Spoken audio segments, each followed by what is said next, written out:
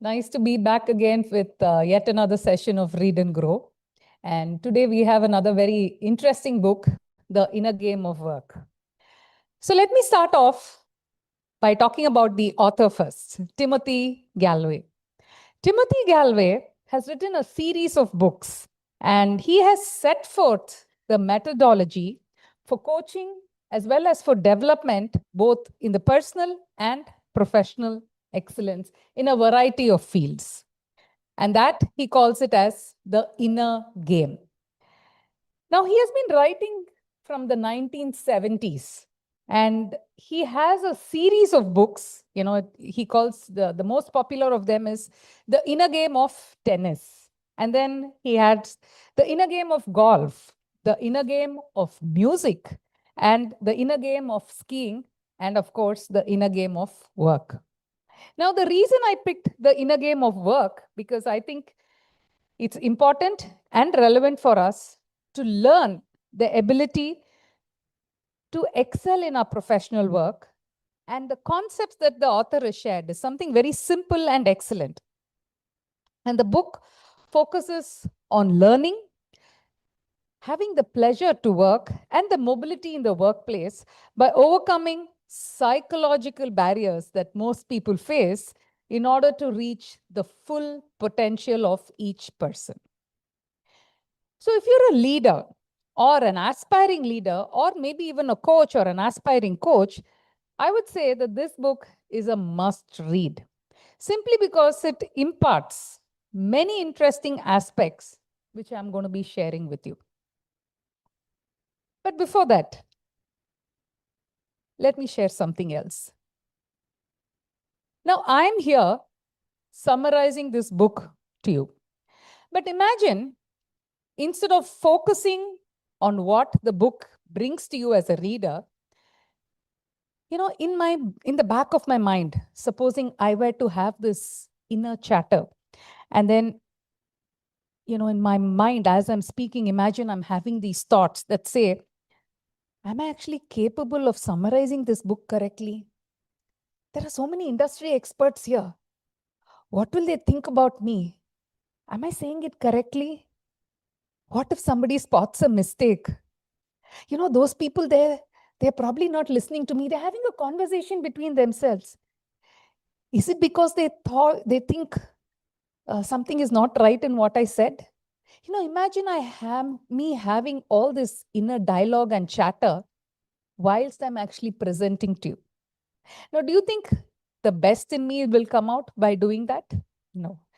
And the fact is, all humans, we go through this inner chatter, the inner voice, the inner dialogue we have with ourselves whenever we are performing something.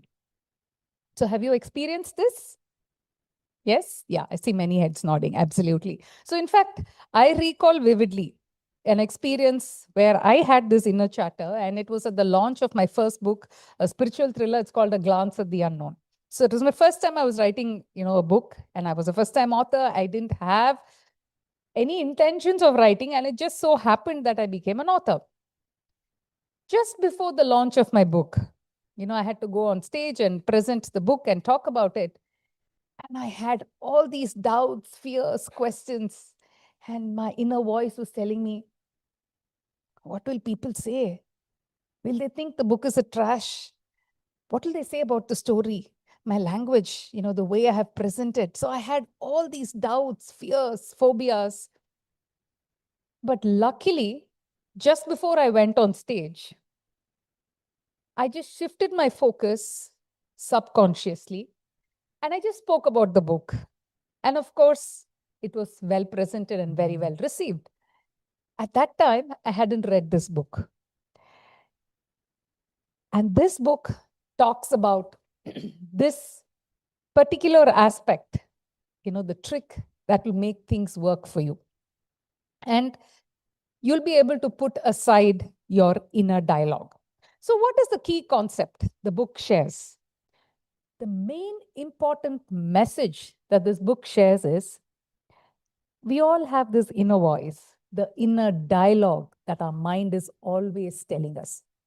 While all of you are here physically, are you also here mentally? Or, is there some sort of a chatter that's going on in your mind? Have I completed this work? A particular call is pending. Somebody said this. Probably we have all these thoughts that's going around. So the main message the author says is this inner voice, through this inner dialogue that we all have, he calls it the instructor who's controlling you. And that term he's shared is the self one or the S1, right? The self one who's actually instructing you, deviating your thoughts, making you to think about many different things. So this is S1. So what is S2? S2 is the doer who's actually doing the things, who's doing the work. And this is the important differentiation that the author brings about for you to be aware of the S1 and the S2. So, in whatever work that you're doing, if you want the best in you to come out, you should remember this trick. What is that? To silence S1, your self one, which is your inner dialogue that you're constantly having. Because if your best performance has to come out, it means you have to quieten the S1 and allow S2 to do what it's meant to do. He says that comes to us naturally, just by quietening the S1 and doing what S2 is meant to do.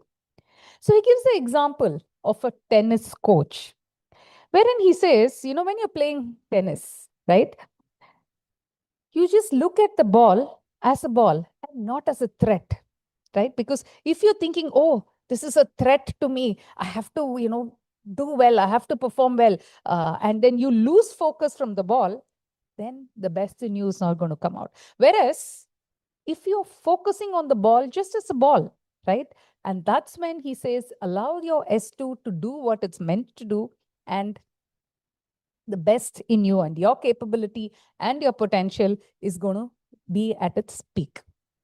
So he says a coach's responsibility would be to maintain non-judgmental focus, provide an appropriate opportunity for natural learning, and stay out of the way, right?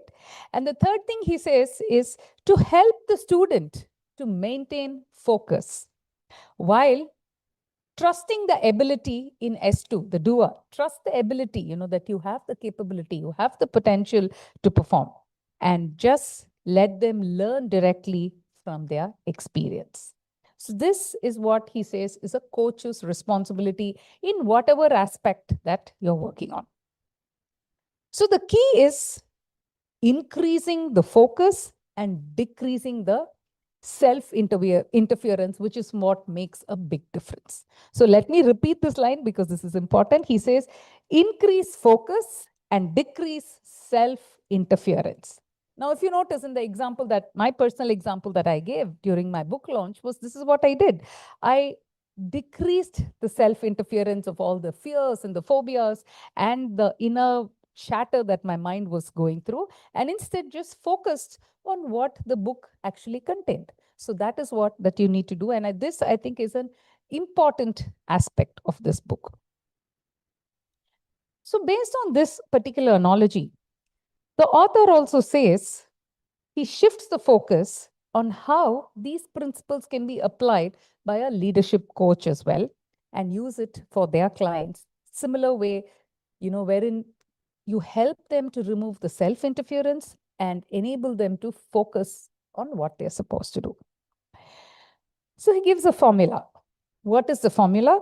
He says performance is the difference between potential and interference. So whatever is your potential, whatever are your capabilities, the best in you can come out by just removing any sort of interference that could come along your way. And this is a very interesting concept that the author has shared. And I'll tell you a real life example on how I used this with a client of mine. He was a group CFO. And you know what his biggest challenge was? Guess what? Communication. Communicating with his team members. He did not have a problem communicating one-on-one with each of the team members. But then he was leading a team of, I think, some 60 plus people. And his fear and the phobia was to address them as a team. And why was that? Because he had the self-interference. The fear and the phobia was, what if I say something wrong? I'm their boss. I'm supposed to say everything correctly. I'm supposed to be a good example. I'm supposed to be a great leader. But then what if they find out my flaws? Or even worse, what if they ask me some sort of questions, when I'm addressing? What will be the right thing to say? I should also ensure I'm in alignment with the organization's vision and goals and mission. And I shouldn't say something that is, disconnected or deviating. Now, this was his biggest fear. So as a coach, I helped him firstly to remove the self-interference that we had. And the second thing that I did was to enhance his awareness levels by just asking him, what makes it important for you to communicate to all your team members, right? And I said, as a leader, what is the message that you have for your team members? What is it that you want your team members to do very well so that their performance is actually supporting your performance, which in turn supports the organization's performance? Now, this increased awareness and removing the self-interference that he had in his mind through his inner voice and inner chatter actually helped him to overcome his challenge of communication. And thereafter, he was successful in addressing not just his team members, but even at an organization level, he was able to prove his potential.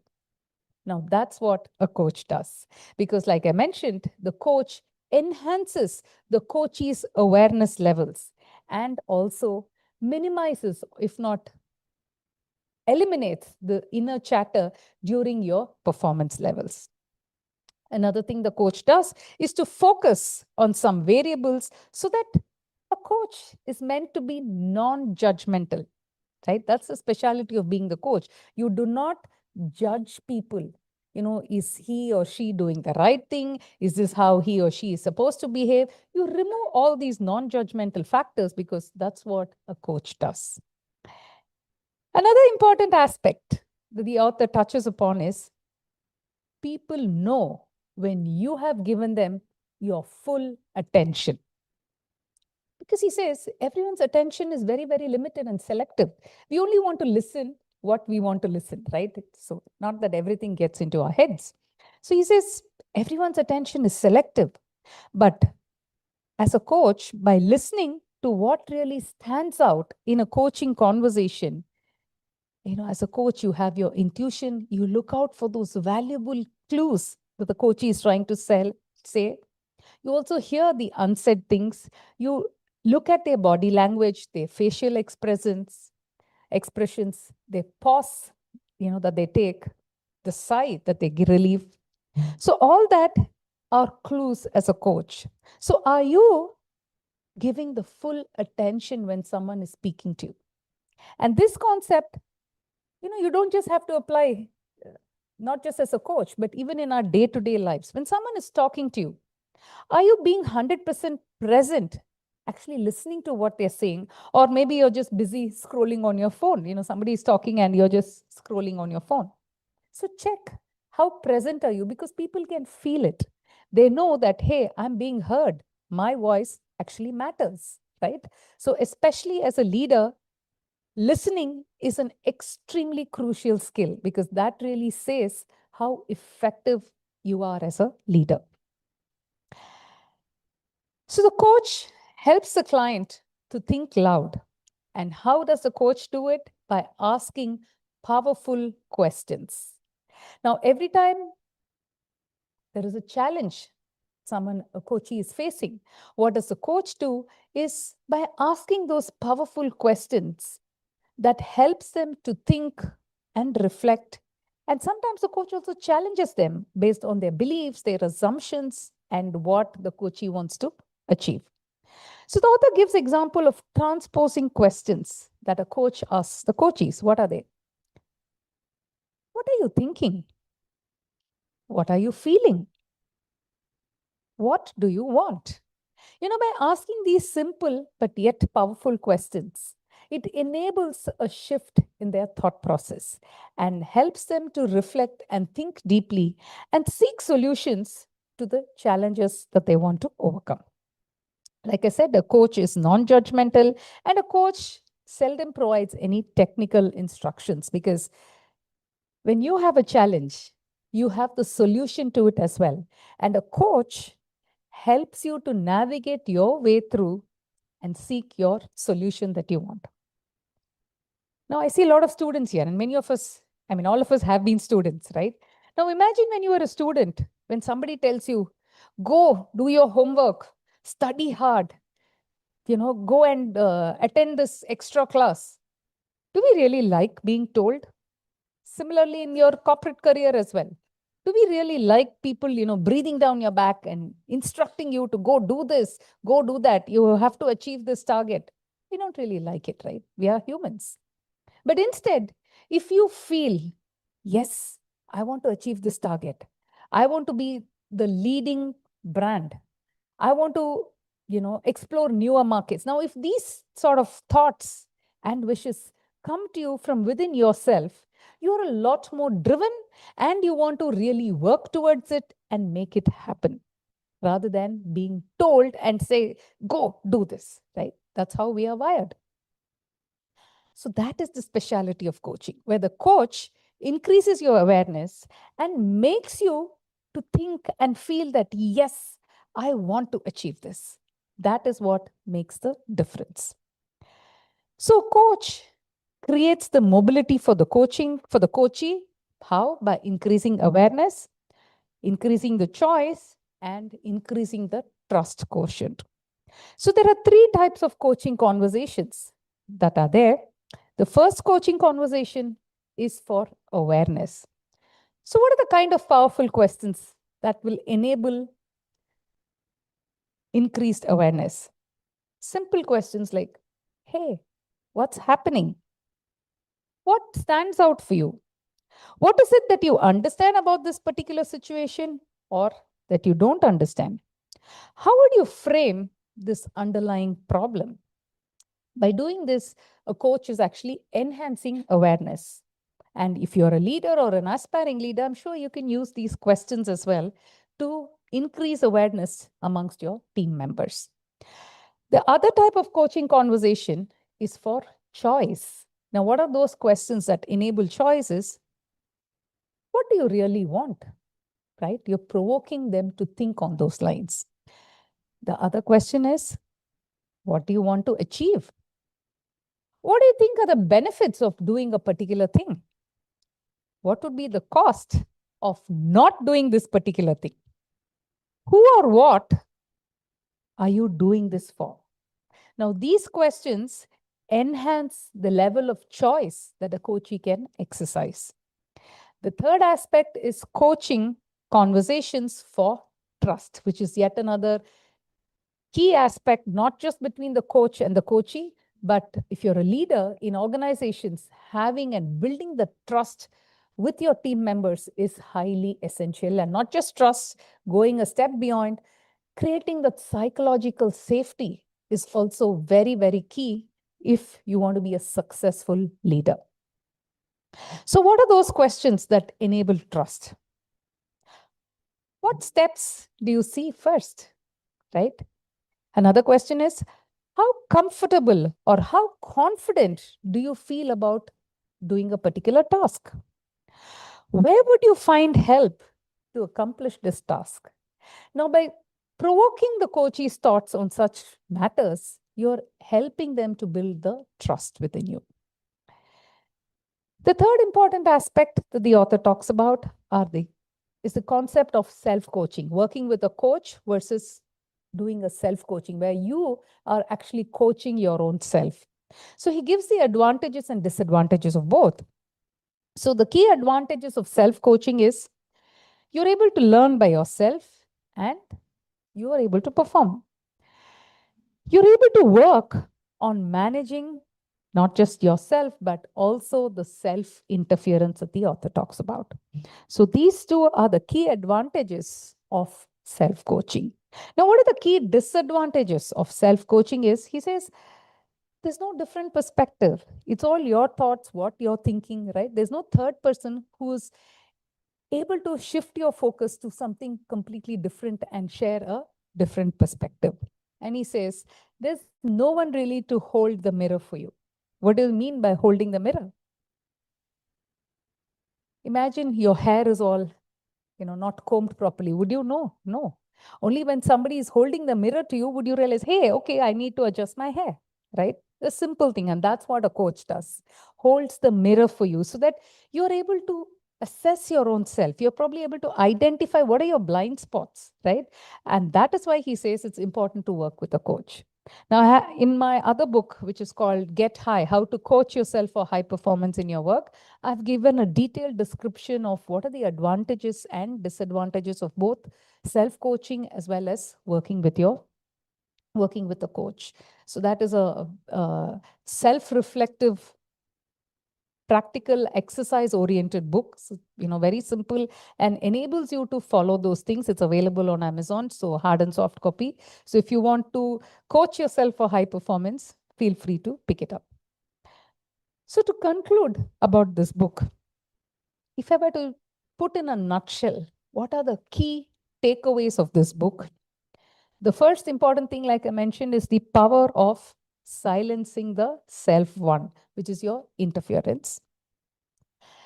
The second is the formula that the author shared, which is performance is potential minus the interference. The third aspect is the importance of listening.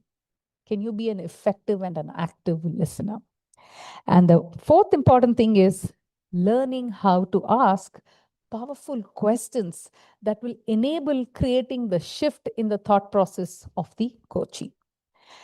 So to conclude again, this book promises to leave a lasting impact in your professional journey. And therefore, if you think you need or you want to have a better edge as a professional, this book, I would urge you to go pick it up and read it. If not this, or probably if you're an avid sports person, you could also read The Inner Game of Tennis, which is also on similar lines, basic idea of all of these being the S1 and the S2, which is the self one and the self two. And the author deep dives into each of these things. So with that, I would conclude here and, happy that all of you are here and paid attention. And now let's deep dive and get a lot more wisdom nuggets from Murli, from his rich experience, who's an awesome corporate leader and he's also a coach. So let's pick his brains and, get his thoughts and inputs.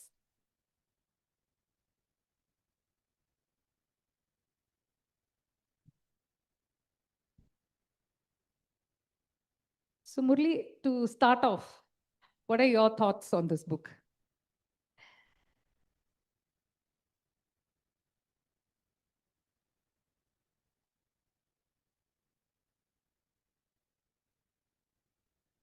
I think first thing is you don't need to be a professional athlete or a player to realize that anxiety doesn't win you points in a game, right? So all of us in our own ways, when we are kids, you play, you think about, you have an anxiety to win the point, and you will blotch it. That is for sure. So I think we have that experience ourselves.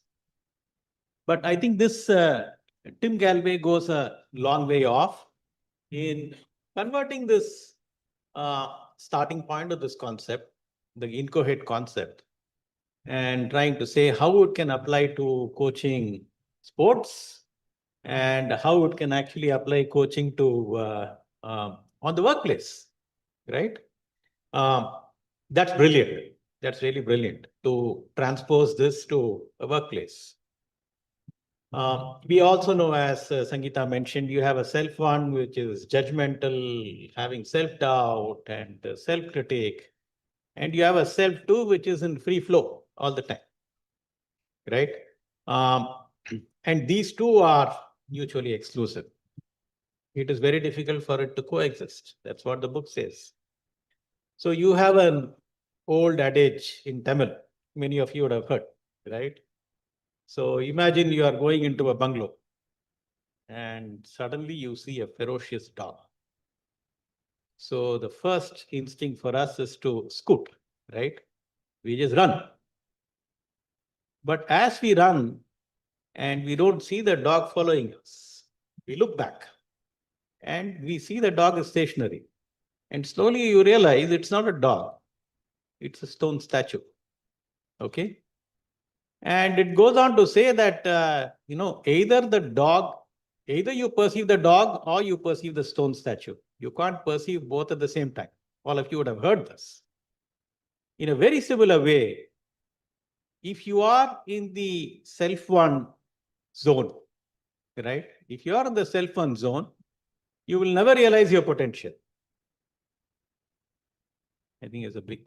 Yeah, I think someone is playing it on YouTube, so that's becoming an echo. Yeah, if you can please mute it. Thank you. And if you are in a self-one zone, you will not be in a position to realize your potential. On the other hand, if you are in your self-two zone, you don't care about the self-one, right? It is as simple as that. And while this concept is simple, and simple concepts are always precious, it is as much true for an individual, as a sports person, as you live your life. And it goes on to say why this is relevant in work. It is true for working in companies, in corporations, in companies. It's as much true. Many of you would have seen that in some companies, they are extremely responsive, aggressive, they are risk-taking, they are innovative. And probably two companies with exactly the same kind of hardware, the same kind of capability of people. And another company is full of doubts. They really don't know what they'll be able to achieve. So the self-one and self-two, I think as the author says, is it is as much true in companies, it's as much true in cultures. And it is important for leaders to break not only an individual's boundaries, it is also important for us to actually set a culture where your self-one is slowly dissolved. And it's very important. And the relevance of this book, as we speak, of course, it's you can call it a timeless wisdom. But beyond this, I think in today's age, what do we see? We see a barrage of social media overdose. We see a